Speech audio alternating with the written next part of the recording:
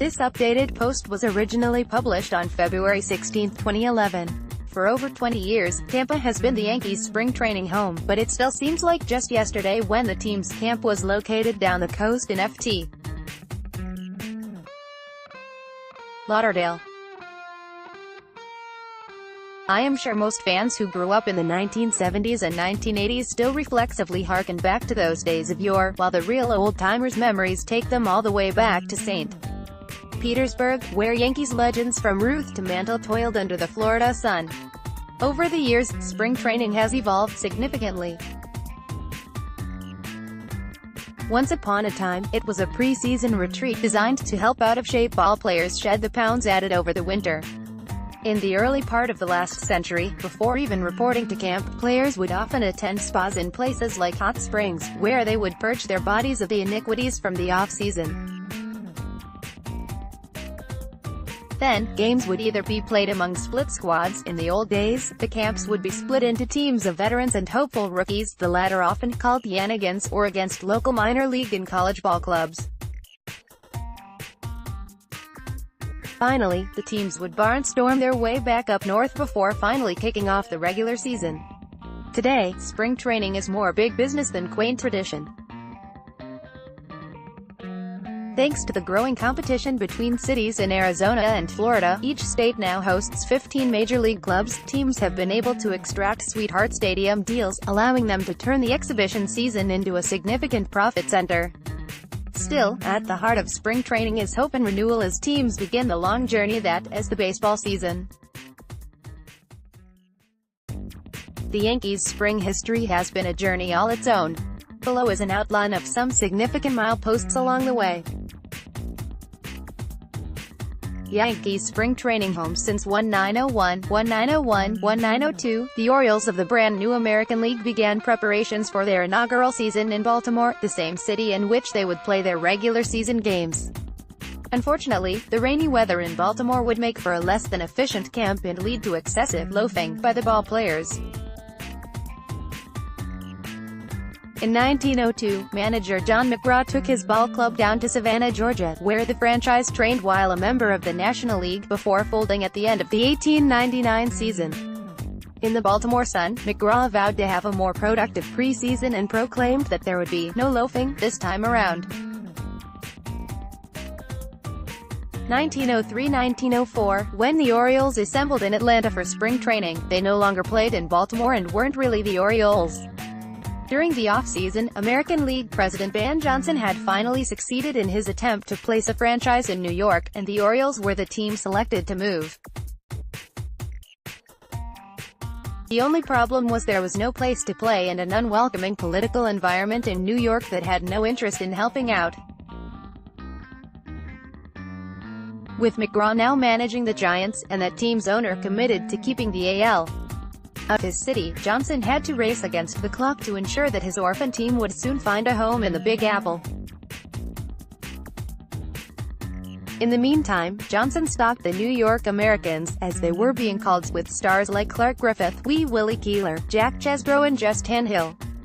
Instead of focusing on getting ready for the season, this group of talented ball players spent more time worrying about whether they would be paid in the upcoming season. Despite rumors of possible defection, Johnson found a home and an owner for the Highlanders, as they would officially be called for the better part of the decade. 1905–1906, after spending 2 springs in Atlanta, manager Clark Griffith took his team to Alabama in 1905 and 1906. The first year, the team settled in Montgomery at the Highland Oval. According to newspaper accounts, Griffith had his troops march to and from the team hotel, which was located 2 miles away. One of the interesting stories that spring centered on a bat that catcher Pat Duff brought back from Cuba. The wood is light, but with more wood in the stick to make it heavier, it ought to be good, as the ball leaves it swiftly, said Griffith, who planned to order a batch for the team. In 1906, the Yankees set up camp at the Birmingham training grounds, but the city was stricken by poor weather. It is exercise of the legs only that the greater New Yorks are able to get here, the New York Times reported. cold has set in good and stout, and the city is as frozen as New York. An assembly of sports writers at the Yankees' 1911 spring training camp. 1907 to 1912. During this period, the Yankees hopped around the state of Georgia, playing in Atlanta, Macon, Athens and then Atlanta again. In 1910, manager Gene Stallings named Hal Chase team captain, and the following year Prince Hal would return to Macon as skipper. Not one to shy away from a good time as a player, Chase took a much more serious tone as a manager, beginning with a strict training camp in 1911. Unfortunately for Chase, it would be his only spring as manager. The following year, under the leadership of Harry Wolverton, the Yankees returned to Atlanta for the third and final time, and once again ran into bad weather. Midway through March, so much rain had fallen that the team had to move from its flooded training facility and set up camp at the University of Georgia's Hurdy Field. 1913, perhaps seeking refuge from the cold and rain that seemed to dominate past spring trainings, the Yankees moved their camp outside of the country for the first and only time. On March 3, most of the squad set sail for Hamilton, Bermuda, but rampant seasickness from a rough voyage set manager Frank Jance's timetable back a bit. The facility used was a converted cricket field, and most of the games took place against an overmatched local team from Jersey called the Skeeters. Still, team owner Frank Farrell was said to be so pleased with the experience that he was considering the establishment of a permanent training grounds on the island. The biggest news, however, came at the end of spring when Chance, who ran the camp as a disciplinarian, lifted his ban on pie and cake. Interestingly, the same scenario would play out nearly 100 years later when new manager Joe Girardi opened his first camp with a series of strict guidelines that included the banishment of candy and gum. 1914, the Yankees gave Texas a try when they opened up camp in Houston. Still, the disciplinarian, Chance opened this spring by fining pitcher Ray Caldwell the hefty sum of $50 for violating his training rules. 1915 to 1918, under Bill Donovan, the Yankees returned to Georgia for one last stint, including a 3-year stay in Macon, the team's longest tenure in one location to date.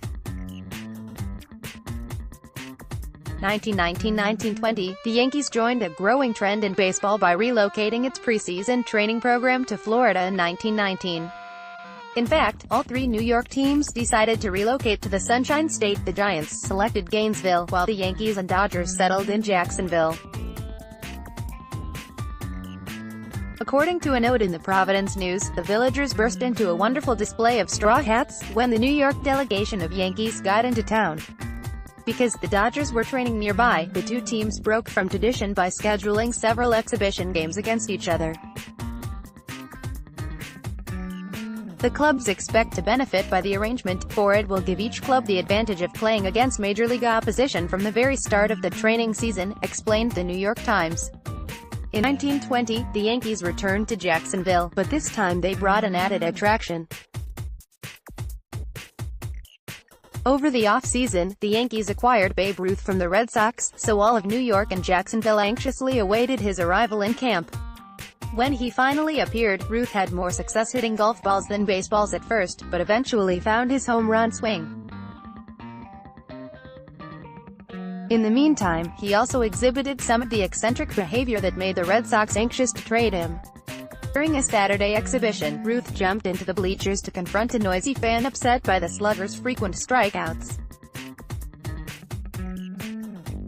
However, after the fan brandished a knife, Ruth quickly hopped back onto the field, averting a tragedy that could have ended his Yankee career before it started. A team photo from the spring of 1921. 1921 to 1924, the Yankees took their show on the road to Louisiana in the early 1920s. The first stop was in Shreveport, where hordes of amateur photographers descended on the Yankee camp to get a snapshot of the Babe.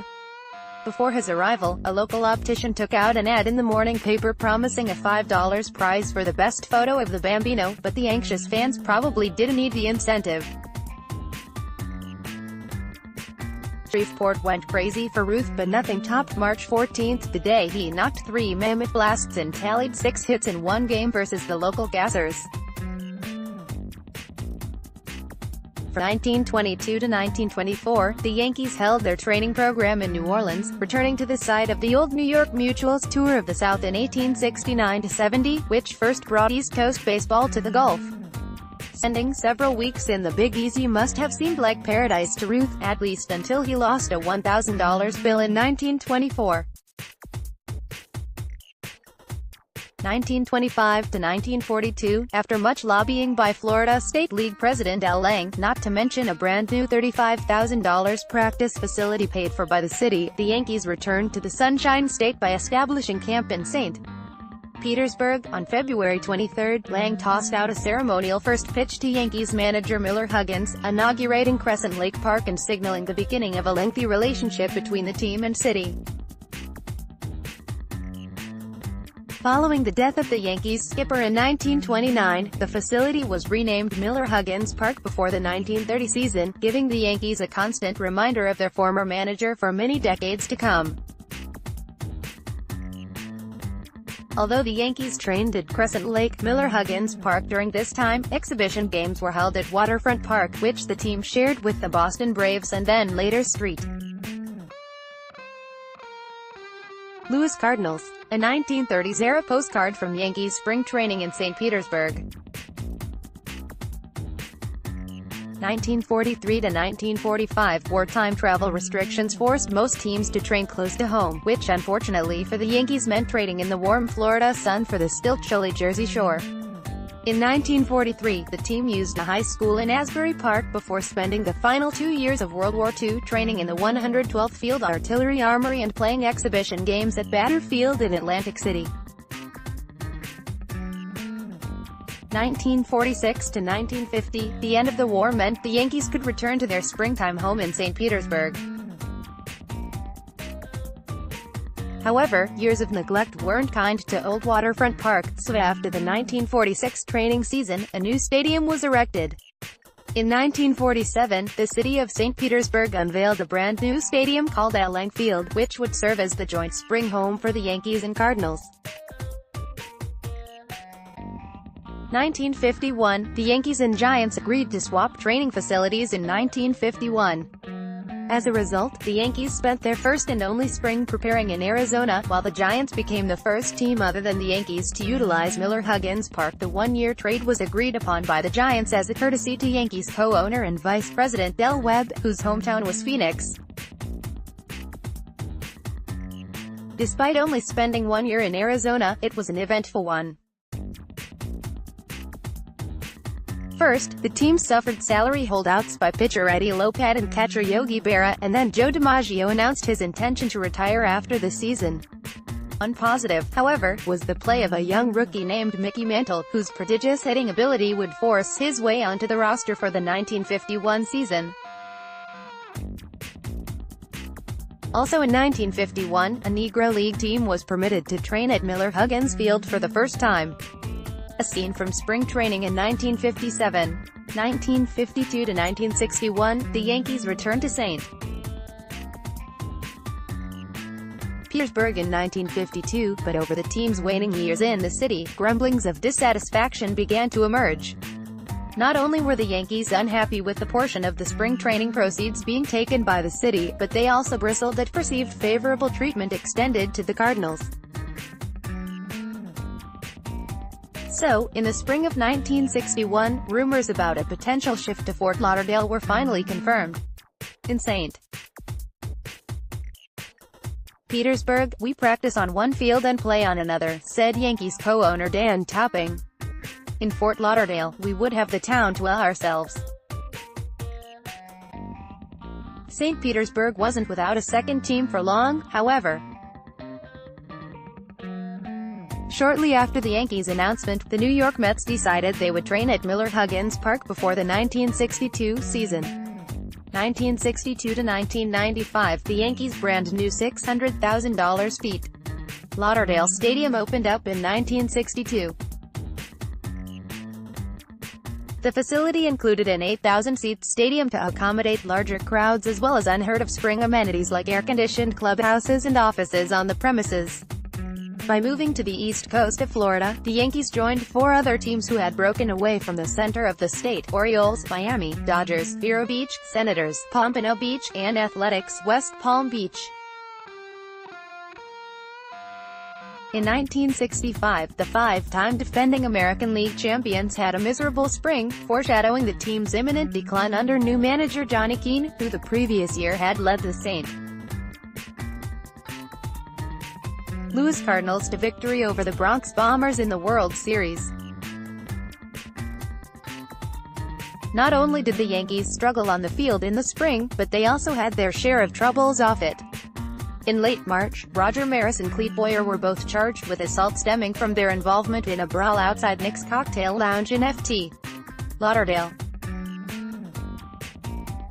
Although Maris was found innocent of all charges before breaking camp, Boyer pleaded no contest and paid a $175 fine in November. The eventful preseason was an ominous sign of things to come.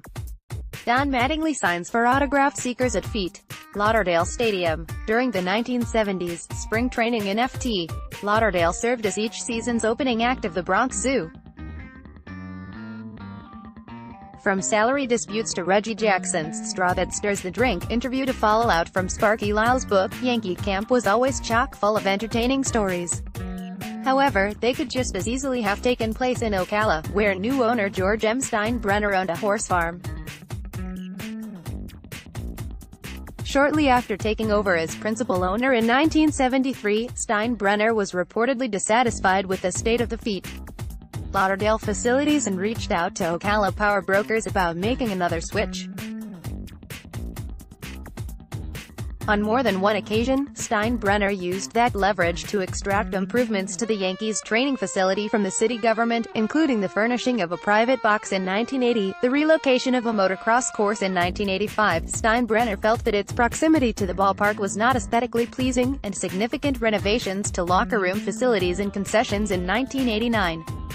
In 1993, Ft. Lauderdale was the backdrop for Steinbrenner's triumphant return from suspension, but it also marked the beginning of the end for the Yankees' relationship with the city.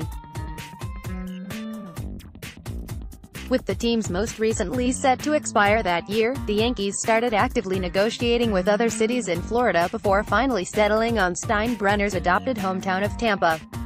Legends: Steinbrenner Field in Tampa, 1996 present. Over 30 years earlier, the Yankees abandoned the Tampa area to lead a pilgrimage to Florida's East Coast. Now, they were leading the charge back. In 1996, the Yankees unveiled Legends Field, a state-of-the-art $30 million facility that was constructed to the identical dimensions of Yankee Stadium. The new facility opened to rave reviews as new manager Joe Torre held his first training camp with the Yankees. That season, the Yankees not only ushered in a new preseason home, but also staged a return to past glory. Future legends like Derek Jeter, Mariano Rivera, Andy Pettitte, and Jorge Posada entered that first camp in Tampa without even being guaranteed a job, but all emerged as prominent leaders in the organization's dynastic revival. Later on in the era, Legends Field was also host to episodes of infamy when Jason Giambi, Andy Pettitte and Alex Rodriguez were all forced to address pet allegations. At the heart of it all, both the good and the bad, God was the boss. In 2008, at the recommendation of the Hillsborough County Commission and Tampa City Council, the facility was renamed Steinbrenner Field in honor of the Yankees' principal owner. More recently, saying goodbye to a legend has become a new annual rite of spring at Yankees camp. Like DiMaggio before them, Rivera and Jeter used the beginning of spring training to announce that the upcoming season would be their last. In April 2016, the Yankees and the Tampa Sports Authority came to terms on a $40 million renovation of Steinbrenner Field that extended the team's lease through 2046. Among the structural enhancements were new loge boxes, shaded cabanas, and a two-story gift shop. A new bullpen club was part of the $40 million renovation of Steinbrenner Field that took place in 2016-17. Yankees spring training facilities, 1901 to present city state from to training facility Baltimore MD 1901 Electric Park, Savannah, Georgia 1902 Savannah Grounds Atlantica 1903 Piedmont Park, Montgomery, Alabama 1905 Highland Oval Birmingham L 1906 Birmingham Training Grounds Atlantica 1908 Ponce de Leon Park, Macon, Georgia 1909 Unknown Athens, Ga 1910 1911 Hurdy Field, Atlanta, Georgia 1912 Ponce de Leon Park, Marist College FLD Hamilton, Bermuda 1913 Hamilton Cricket Field, Houston, Texas 1914 Unknown Savannah, Ga 1915 Athletic Park, Macon, Georgia 1918 Unknown Jacksonville FL 1920 South Jacksonville Ballpark, Shreveport, LA 1921 Gasser Park, New Orleans, Louisiana 1924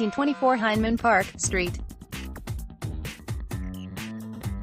Petersburg FL 1942 Crescent Lake, Miller Huggins FLD, Waterfront PK Asbury Park NJ 1943 Asbury Park, High School Atlantic City, New Jersey 1945 Betterfield, St. Petersburg FL 1950 MH Field, W Front Park 1946, All Lang Field, Phoenix AS 1951 Municipal Stadium, St. Petersburg FL 1961 Miller Huggins Field and Al Lang Field, Feet. Lauderdale FL 1995 Fort Lauderdale Stadium, Tampa, Florida 1996 Pres Legends Field, Steinbrenner Field. Source: Proprietary.